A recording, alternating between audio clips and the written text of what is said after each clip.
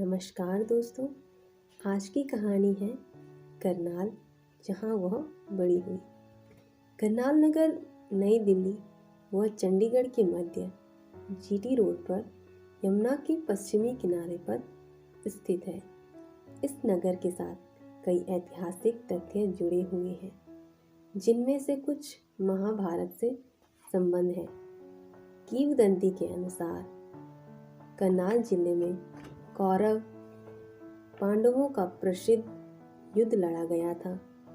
अनेक शताब्दियों के बाद भी नगर की ऐतिहासिक पृष्ठभूमि में कोई परिवर्तन नहीं आया है। सन 1961 में करनाल के श्री बनारसी लाल चावला के घर में एक शिशु का जन्म हुआ। धाई की कथा अनुसार संज्योति माँ को लगा कि जन्म लेने वाला शिशु लगातार उसके पेट में लात मार रहा है, जिससे उसे सुखद आभास हुआ कि वह लड़का ही होगा। पहले से उनके 2 लड़कियां व एक लड़का था, किंतु जब बनारसी लाल व संज्योति के घर चौथा बच्चा पैदा हुआ तो वह लड़की थी, जो बहुत चुस्त व हष्ट पुष्ट दिखाई दे रही थी। ऐसी बच्ची को देखकर माता पिता को आश्चर्य हुआ। चावला परिवार अभी हाल ही में करनाल आया था। विभाजन के बाद हजारों परिवारों की तरह बनारसी लाल भी पाकिस्तान से विस्थापित होकर यहाँ पहुँचे थे। बनारसी लाल ने जब पाकिस्तान के नगर गुजरांवाला को छोड़ा था, तब उन्होंने पहला पड़ाव लुधियाना में डाला। शरणार्थी होने के कारण उन्हें हर काम नए शुरू से करना था और अपने परिवार में श्री चावला को परिवार के अन्य सदस्यों के साथ अनेक व्यवसाय करने पड़े। यहाँ तक कि छोटे छोटे बर्तनों को लेकर गली गली घूमकर बेचा भी। किंतु समय अनुसार अपने व्यवसाय में परिवर्तन के साथ वह समाज में प्रगति की सीढ़ी चढ़ने लगे। यद्यपि बढ़ते परिवार के साथ करनाल आने तक उनकी प्रगति बहुत धीमी थी। जब वे करनाल में आए थे, तब वहाँ एक कस्बे जैसा ही था। वहाँ रहते हुए उन्होंने उस कस्बे में कपड़े की अपनी दुकान के साथ ही एक 2 मंजिला मकान खरीद लिया। कुछ दिनों बाद उन्होंने टायर उत्पादन का काम शुरू किया, जो बहुत ही लाभकारी सिद्ध हुआ।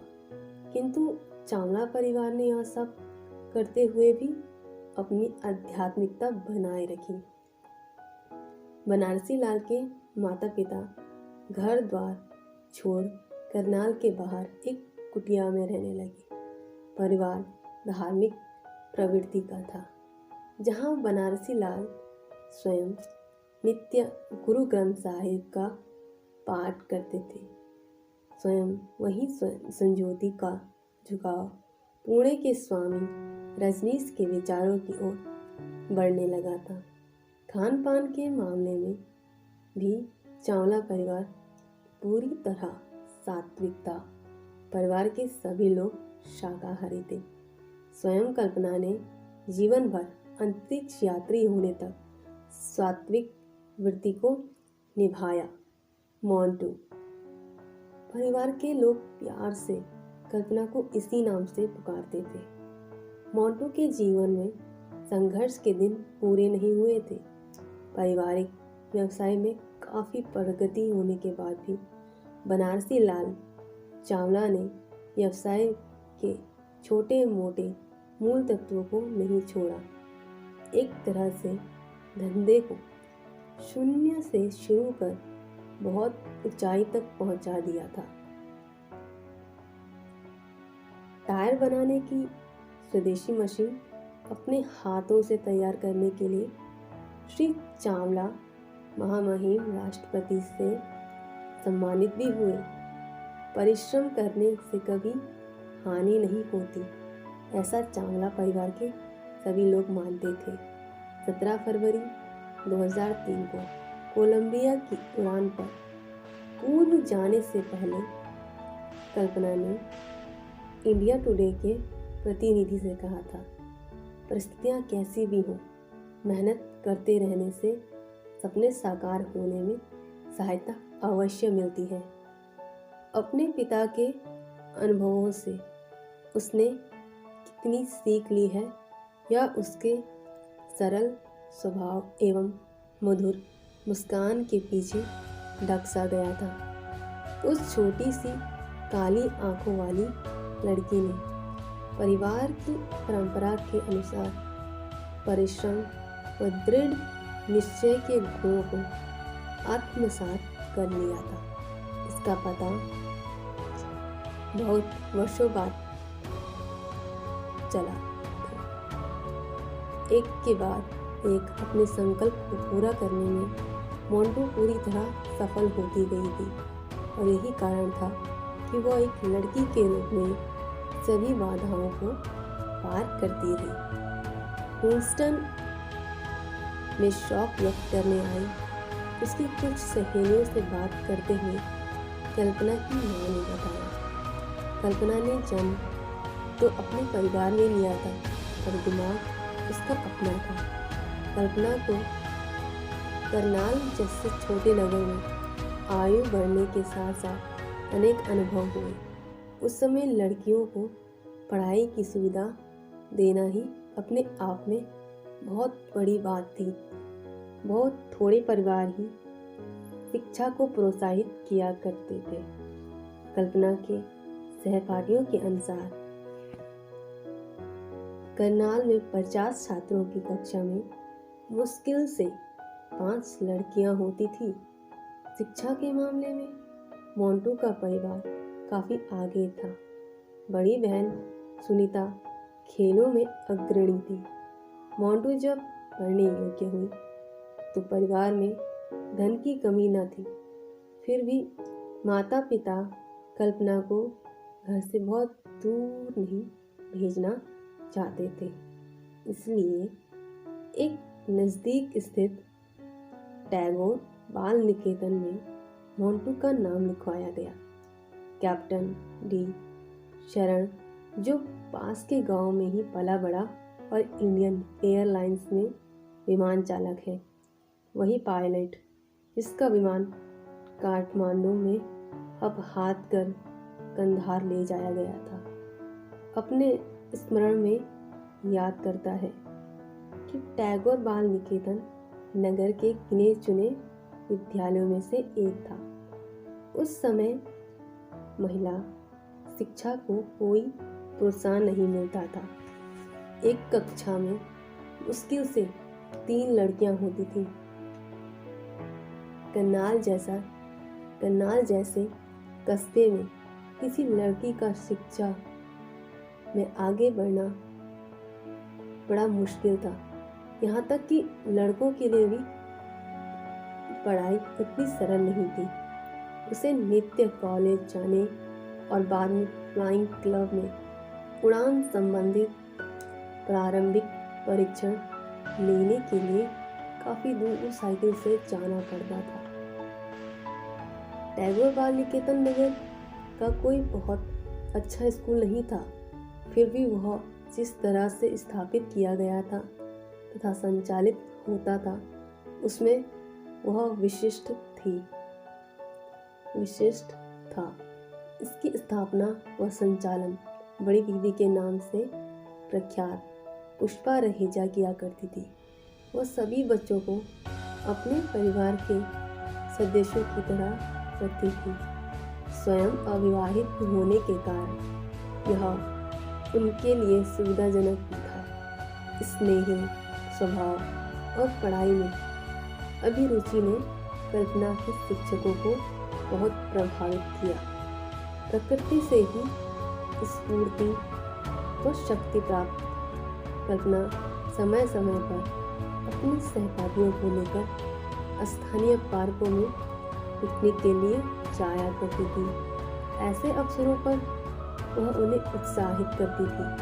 और कहती थी, उस देर के लिए वास्तविकता को भूलकर मान लो कि तुम सपनों में बहुत दूर जा चुकी हो, जहाँ तुम्हें आनंद के कुछ क्षण प्राप्त होते हैं। कल्पना के लिए ये सब बढ़ चढ़कर सच सिद्ध हुए। उसके अधिकांश मित्र उसे याद करते हुए कहते हैं कि बचपन से ही वह लड़कों से आगे नहीं तो उनकी बराबरी पर अवश्य रहती थी। शालीनता से कटे हुए बाल और चुस्त दुस्त पोशाक को उसके सहपाठी याद करते हैं। कल्पना सदा अपने विचारों के अनुसार चलती थी। अपने भाई द्वारा प्रोत्साहित करने पर उसने 14 वर्ष की आयु में ही कार चलाना सीख लिया था। कल्पना अपने बचपन की गर्मी के दिनों की रातों को बहुत यादगार क्षण के रूप में संजोए हुए थी। उत्तर भारत की तपती हुई गर्मी में जब दिन भर लू जीना मुश्किल कर देती थी, तब रात की प्रतीक्षा ही रहती। उस समय ऐसी परंपरा थी, विशेषकर जब बिजली गुल होती थी, कि लोग अपनी चारपाइयाँ बाहर निकाल लेते थे। भारत में गर्मियों में प्राय लोग खुले आसमान के नीचे ही सोते हैं। तापमान काफ़ी गिर जाया करता था। घास की रस्सियों से बुनी बांस की चारपाई चावला परिवार में पर्याप्त संख्या में थी। लगातार इस्तेमाल और अधिक लोगों के बैठने से चारपाइयाँ प्राय ढीली हो जाती थी। कल्पना प्राय पीठ के बल लेटे और चादर ओढ़कर आसमान को और निरंतर देखा करती थी। तारागणों की ओर निहारते हुए कभी कभी टूटते तारे भी दिखाई देते थे।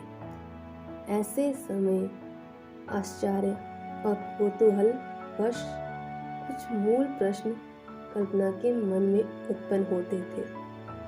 और इन्हीं विचारों से ने उसे कोलंबिया की अंतरिक्ष उड़ान तक पहुंचाया।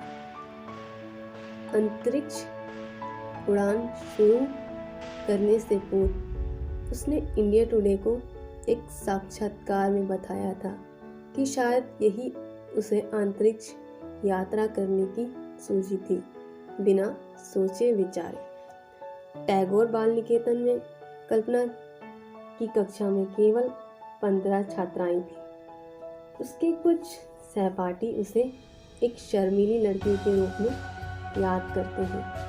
यद्यपि वह कक्षा में कभी प्रथम नहीं रही, किंतु प्रथम 5 में सदा बनी रही।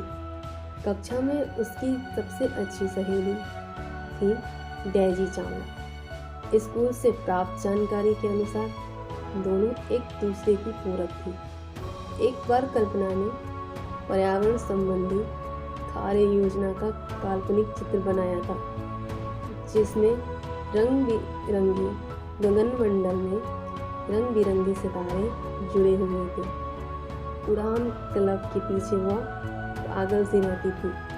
हमेशा वह अपनी साइकिल पर झुकी हुई परीक्षण यान के उतरने को निहारती रहती थी। एक जागरूक पिता की भांति बनारसी लाल ने अपने सबसे छोटी संतान की रुचि को भांप लिया था और शौकिया उड़ान का प्रबंध भी कर दिया था। कल्पना की पहली उड़ान तब हुई थी जब वह 8वीं कक्षा में पढ़ती थी। उसके विद्यालय के एक अध्यापक रणजीत मदान बताते हैं, पहली बार ग्लाइडर उड़ान के बाद कल्पना के चेहरे की रौनक देखने लायक थी। मदान के अनुसार कल्पना को हवाई जहाज के प्रति बहुत लगाव था। जब भी क्राफ्ट की कक्षा होती तो वह हवाई जहाज वही बनाया करती थी। जब बड़े भाई संजय घर में व्यावसायिक विमान चालक बनने की बात चलाई तो कल्पना का दिलो बांसों उछलने लगा। दिल बांसों उछलने लगा, मानो उसके सपनों को साकार होने के लिए राह बन रही हो। किंतु परिस्थितियों ने मोड़ लिया और उड़ान के लिए चिकित्सक दृष्टि से अयोग्य ठहराया जाने पर संजय को अपना विचार त्यागना पड़ा। कल्पना कुछ देर के लिए हताश हो गई, किंतु उसे उड़ान सीखने की अपनी ललक नहीं छोड़ी। पर उसने अपनी आकांक्षाओं को दबाए रखा। वह छोटी आयु में ही इन सभी बातों को समझने लगी थी। रूढ़िवादी करनाल शहर में कल्पना भी उन कुछ लड़कियों में से थी जिन्होंने पढ़ाई जारी रखने का अवसर मिला। अपनी दृढ़ इच्छा शक्ति व्यक्त करने का कल्पना को यह पहला अवसर मिला था। जब वह 8वीं कक्षा में पहुंची तो उसने इंजीनियर बनने की अपनी इच्छा प्रकट की। 11वीं कक्षा में यह स्पष्ट करना पड़ता था कि वह आप इंजीनियरिंग की किस शाखा में प्रवेश पाना चाहते हैं, तो उसने अंतरिक्ष को चुन लिया। उसकी माँ अपनी सबसे छोटी बेटी की भावनाओं को आगे बढ़ने में मदद करती थी। जैसे ही कल्पना ने एक साक्षात्कार में स्वीकार किया था कि उसकी माँ रूढ़िवादी परिवार से होते हुए भी रूढ़िवादी नहीं थी। उसकी माँ सदा एक बात पर जोर देती थी, वही काम वही करो जो मन को अच्छा लगे। ये विचार उसके अमेरिका जाने पर भी नहीं बदले, जहां वह अपने सपनों को साकार करने के लिए गई थी। माँ बेटी का अटूट संबंध बना रहा। संज्योति द्वारा अपनी बेटी का पक्ष लेना निर्वादित रहा। रूढ़ियों को तोड़ने का कल्पना का प्रयास किसी न किसी रूप में परिवार में कोई अवसरों पर विवाद खड़ा कर ही देता था। कल्पना और उसके विद्यालय के बीच अच्छे संबंध थे, जिन्हें वह जीवन भर संजोए रही। कल्पना अपने गुरुजनों को कभी नहीं भूलती थी। सन 1997 में अपनी पहली अंतरिक्ष उड़ान के बाद जब वह लौटी थी, तो उसने अपने माता पिता से अपने पुराने शिक्षकों के फ़ोन नंबर पूछे थे। उन शिक्षकों को भी कभी नहीं लगा होगा कि अपने छात्रों में सामान्यतः अभिरुचि जगाने के उनके प्रयास उनकी इस छात्रा में इस तरह प्रेरणादायक बने होंगे। कोलंबिया की उड़ान से पूर्व नासा स्टाफ को दिए अपने साक्षात्कार में कल्पना ने कहा था, कोई भी व्यक्ति जो कुछ करते रहने के लिए उत्साहित तत्पर रहता है, उसी से मुझे प्रोत्साहन व प्रेरणा मिलती है। वे अध्यापक जितना परिश्रम अपने पाठ्यक्रम को पूरा करने में लगाते हैं, जो अतिरिक्त समय हमारी प्रयोगात्मक कार्यों को पूरा करने में ले देते हैं तथा छात्रों को नए विचार नए प्रयोग करने के लिए प्रोत्साहित करते हैं, उन्हें याद कर सोचती हूँ कि उन्हें यह सब करने के लिए कितना धैर्य रखना पड़ता है। सन 1998 के आरंभ में कल्पना को नासा द्वारा आयोजित ग्रीष्मकालीन शिविरों के लिए नामित किया गया था। कल्पना के जीवन में आए ऐसे अवसरों को याद करते हुए विद्यालय ने भी विज्ञान कक्षाओं को कल्पना विज्ञान का नाम देकर सम्मान आदर की भावना का प्रदर्शन किया। सन 1976 में स्कूल से उत्तीर्ण होने तक कल्पना ने अपनी परिश्रमी व्यवहार से सभी के दिलों में स्थान बना लिया था। तब अपने शर्मीले व खामोश रहने वाले स्वभाव के कारण अपनी महत्वाकांक्षाओं को छुपाने में वह सफल रही थी। उसे नासा या अंतरिक्ष उसे नासा या अंतरिक्ष यात्रा का शायद अनुमान भी नहीं हुआ था, किंतु उसे यह अवश्य लगा था कि अब आगे बढ़ने का समय आ गया है और इसके लिए वह अपनी पसंद जताना भी चाहती थी। अच्छी आर्थिक पृष्ठभूमि के चलते अनेक अन्य छात्राओं की तरह उसने भी शादी कर घर बसाने का मार्ग चुन लिया होता, लेकिन बजाय इसके उसने अपनी महत्वाकांक्षाओं को पूरा करने के लिए कठिन परिश्रम का मार्ग चुना। यह उसके चरित्र की विशेषता थी कि उसने यह रास्ता चुना। अब उसकी सारी शक्ति उसके मार्ग में आने वाली बाधाओं से मुक्त होने में लग रही थी। परिवार के अनुदार पृष्ठभूमि से हटकर कल्पना ने दयाल सिंह कॉलेज के बजाय करनाल के डीएवी कॉलेज में ही पूर्व विश्वविद्यालय पाठ्यक्रम को पूरा करने का विचार किया। पूर्व विश्वविद्यालय के द्वितीय वर्ष यानी 12वीं कक्षा में ही कल्पना ने दयाल सिंह कॉलेज में प्रवेश लिया, क्योंकि प्रथम वर्ष के बाद डीएवी में विज्ञान विषय नहीं था। उसके अंग्रेजी के अध्यापक डॉक्टर कमलेश शर्मा के अनुसार कल्पना अपने से संबंधित विचारों में कभी भी रूढ़िवादी या परंपरावादी नहीं थी। मधुर मुस्कान वाली उस नन्ही सी लड़की ने जब तक दयाल सिंह कॉलेज में पूर्व विश्वविद्यालय शिक्षा पूरी की, तब तक उसने इंजीनियरिंग की डिग्री लेकर स्नातक शिक्षा प्राप्त करने का संकल्प ले लिया था। इसलिए किसी को यह सब सुनकर आश्चर्य नहीं हुआ कि कल्पना पंजाब इंजीनियरिंग कॉलेज में प्रवेश के लिए चुनी गई है।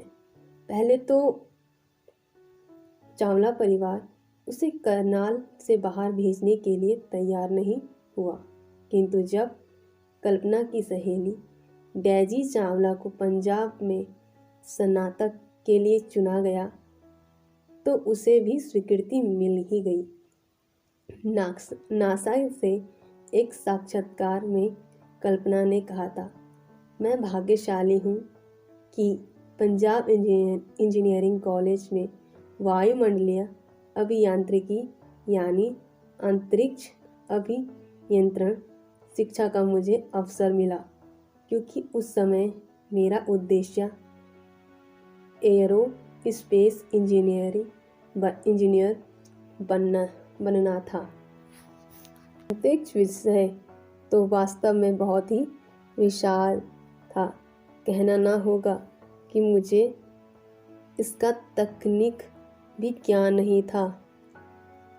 करनाल जैसे छोटे से नगर की वह लड़की जिसका भार केवल 90 पाउंड था, अपनी यात्रा पर रवाना हुई। अपने स्वभाव के अनुसार उसने कठिनतर रास्ता चुना, जिसके लिए उसने जीवन भर अपनी विशिष्ट छाप छोड़ी। भले ही उसने सिलिकॉन घाटियों में आकर्षक व्यवसाय चुनने के स्थान पर अंतरिक्ष यात्री का जीवन जीने को सोची और बाद में अपनी पहली अंतरिक्ष उड़ान के बाद भी अपना कार्य जारी रखा। वह निश्चय ही अपनी उपलब्धियों के सहारे सामान्य नागरिक होते हुए अधिक सुखमय जीवन व्यतीत कर सकती थी, किंतु उसे अपने गंतव्य तक पहुंचने के समान ही अपनी यात्रा को जारी रखना भी महत्वपूर्ण लगता था, और इसके लिए उसका आदर्श था, जो भी जीवन में करो उसका पूरा आनंद लो। धन्यवाद दोस्तों, आशा है आपको ये जीवनी पसंद आई हो। लाइक, शेयर, सब्सक्राइब ज़रूर कीजिएगा।